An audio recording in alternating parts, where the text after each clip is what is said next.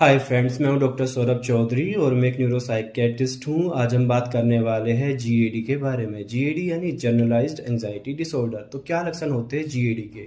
ऐसा व्यक्ति जिसको जीएडी है उसको अधिकतर समय किसी न किसी चीज़ के ऊपर चिंता लगी रहती है। इसको हम बोलते हैं फ्री फ्लोटिंग एंजाइटी, यानी कि वो लाइफ के किसी न किसी चीज़ के बारे में हमेशा चिंतित रहता है। जैसे पढ़ाई के बारे में चिंतित रह सकता है, बिजनेस के बारे में चिंतित रह सकता है, अपने बच्चों के बारे में चिंतित रह सकता है, फ्यूचर के बारे में चिंतित रह सकता है, रिलेटिव्स के बारे में चिंतित रह सकता है, कोई बीमारी ना हो जाए इस तरह से चिंतित रह सकता है।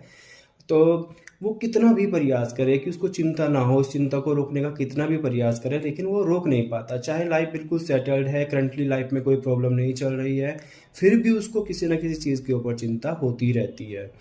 तो यदि 6 महीने तक ऐसा चलता है और अधिकतर दिन ऐसा होता है, तो हम मानते हैं कि बंदे को जनरलाइज्ड एंजाइटी डिसऑर्डर है।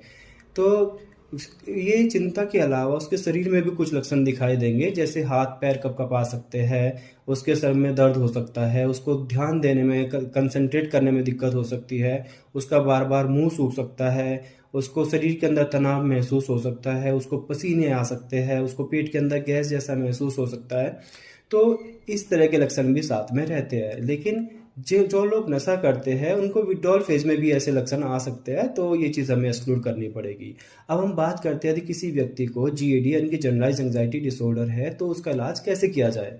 तो इलाज के लिए हमारे पास में 2 तरीके हैं। पहला है मेडिसिन्स और दूसरा है थेरेपीज़। तो मेडिसिन्स में हम मेनली यानी कि मुख्यतः एसएसआरआई और एसएनआरआई यूज़ करते हैं। जब पेशेंट एक्यूटली सिम्प्टोमेटिक होता है तो उस टाइम पे बेंजोडाइज़ेपिन्स का भी रोल रहता है।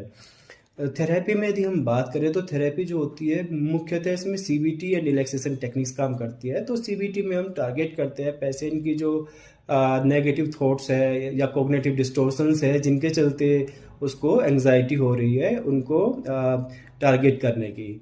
तो आशा करता हूँ दोस्तों टॉपिक आपको इंटरेस्टिंग लगा होगा, और यदि आपका कुछ सवाल है तो आप कमेंट्स में पूछ सकते हैं, और फिर मिलते हैं किसी इंटरेस्टिंग टॉपिक में नेक्स्ट।